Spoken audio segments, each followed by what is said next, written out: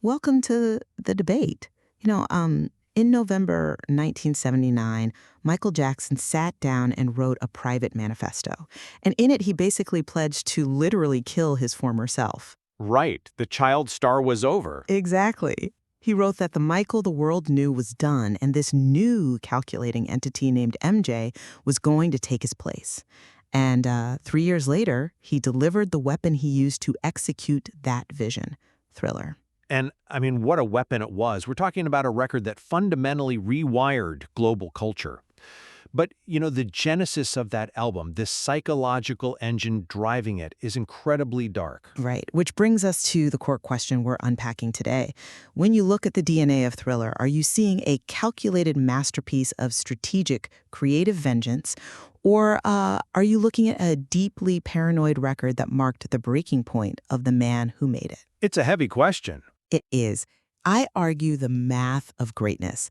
I see a man who masterfully engineered his own absolute global dominance. He overcame immense industry barriers through sheer perfectionism. When I see the cost of the crown, I don't look at this album as a traditional triumph, honestly. I see it as a chilling trauma aesthetic. It is the sound of a man who built an impossibly perfect machine only to be basically eaten alive by it. Let's start with the motivation behind that machine then, because you really can't understand Thriller without understanding the rage that built it. Oh, absolutely. The Grammy snubs. Yeah, Michael was still stinging from the 1980 Grammy snubs for Off the Wall. He knew he had made this generational, genre-defining record, and the musical establishment essentially patted him on the head, ignored him for Album of the Year, and handed him Best R&B Vocal Performance. Right, which is a categorization that historically kept Black artists boxed entirely out of the mainstream pop conversation. Exactly. And add to that the systemic racism of the era. Rolling Stone magazine explicitly refusing to put him on their cover because the editor claimed Black faces didn't sell magazines. Just incredible. So Michael didn't just get sad about it, right? He got tactical.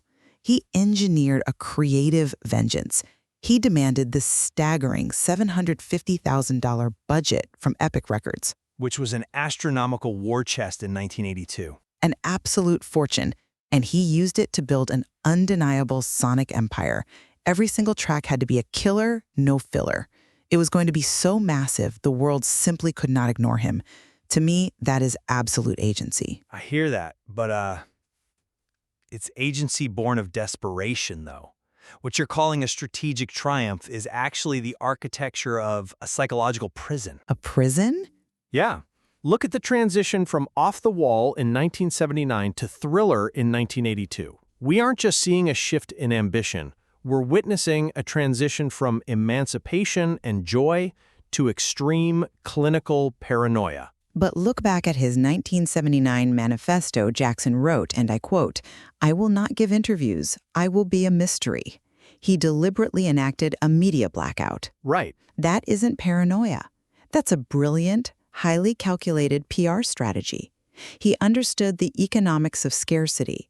By compartmentalizing his life, he protected his creative energy. He consciously separated his personal vulnerability from the invincible entity that was MJ. Well, I have to challenge the idea that this was just clever public relations. That wasn't a PR strategy. It was the terrifying erection of a psychological wall. How so? You call it creating mystique, but let's look at the chilling reality of how he actually interacted with the world. Take his 1980 interview with The Guardian. Okay. Here is a man whose fame is just skyrocketing. Yet, physically, he's frail, he's speaking in a whisper, and he completely refuses to speak to the reporter directly. He used his sister to translate, right? He used his 13-year-old sister, Janet, as a human shield. The reporter would ask a question, Janet would listen, whisper the question into Michael's ear. Michael would whisper the answer back, and she would repeat it aloud to the room. Wow. Yeah, that is not controlling the narrative. That is a severe mechanism of defense. He was terrified of direct human contact. But at what point does creating an untouchable persona cross the line into complete dissociation?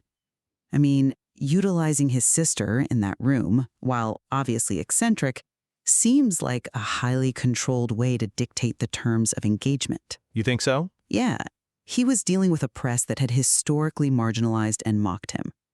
Forcing the media to literally go through a child to speak to him flips the power dynamic. I disagree. I think he became a ghost the moment he decided the real Michael Jackson had to die so that MJ could live. He just couldn't handle the gaze of the public anymore. Well, let's look at how that isolation translated into the actual music then, because the music tells a story of incredible power. Let's examine the opening track, Wanna Be Startin' Something. Okay. To me, this track is a brilliant, aggressive weaponization of Afropop and post-disco. He pulls directly from Manu Dibango's Soul Makossa. He's tying his ultra-modern pop sound to deep African roots. The musicality is brilliant. Yes. And lyrically, it's a calculated strike back at the rumor mongers, right? At the press. He takes the anger of that isolation and turns it into a global dance anthem. The groove is undeniable, but I challenge anyone to strip away that heavy syncopation and just read the lyrics to Wanna Be Startin' Something. They're pretty sharp. They are terrifying. If you read them on paper, you cannot tell me that is a man feeling empowered. He literally sings, "You're a vegetable, you're just a buffet, they'll eat off you." It's a cynical view of fame, sure. It goes way beyond cynical. This is a man who feels literally consumed, cannibalized by the media. He's expressing a reality where he views himself as nothing but meat for a predatory world. But the upbeat rhythm is the mask. Right, it's a mask for raw, paranoid bitterness. But the mask is the triumph. Framing his pain inside a massive, undeniable dance groove is exactly what I mean by the math of greatness. Him dictating their physical movements in clubs around the entire globe. That is the ultimate victory over your abusers. Building a fortress out of your own trauma doesn't mean you're free, though. A fortress is just a prison you build yourself. But what a magnificent fortress it is. Which brings us to the undisputed crown jewel of this meticulous engineering, Billie Jean. This track is the ultimate proof of my position. Absolutely. The technical precision here is unmatched in the history of recorded music. We have to talk about Bruce Weaponizing and the acoustic recording process. The syncing of the tape machines. Exactly. Back then, you were limited to 24 tracks on a physical reel of tape. Weaponizing used SMPTE timecode to synchronize multiple machines together. Which was revolutionary at the time. Right. It meant they had a practically unlimited number of tracks. Michael could layer dozens and dozens of his vocal takes on top of each other without ever losing audio fidelity to tape hiss. He took over 40 distinct melodic ideas from Rod Temperton and ruthlessly distilled them using this technology into a flawless sonic product. Every single hi-hat, every synth stab is perfectly placed. The engineering is a marvel, I won't deny that. But you are looking at the sheen of the paint and ignoring the fact that the house is built on a fault line. How do you mean? Billie Jean is the purest, most terrifying example of a trauma aesthetic on the entire album. Because of the lyrical subject matter? Because it is not a dance song. It is a true crime survival log. Billie Jean is about a real, physical stalker. A woman who sent him a package in the mail containing a photograph of herself, a gun, and a letter demanding a suicide pact. Just incredibly dark. She explicitly threatened to kill his unborn twins, which was a delusion on her part, but a horrifying one, and she said she'd kill herself if he didn't use the gun on himself at a specific time. Wow. Imagine the sheer psychological terror of receiving that package. The genius of Billie Jean isn't just mixing tape machines.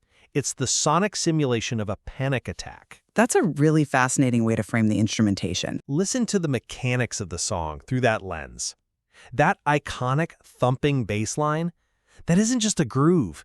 That is the literal pulse of a man running for his life in the dark. Oh, man. And those signature vocal hiccups, the little gasps in his throat, that is the erratic, terrified breathing of prey trying to escape a predator. He took the worst nightmare of his life and aestheticized it. Wow. Okay, I have to admit, receiving a gun in the mail with a demand for a suicide pact, that completely recontextualizes the physical groove of that track. It really does. It shifts it from a cool club narrative to a genuine horror story. But here's where I have to push back.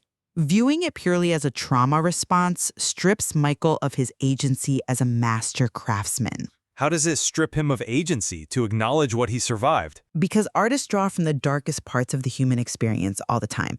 By taking that horrifying reality and applying his rigorous math of greatness to it, he neutralized the threat. Neutralized it. Yeah.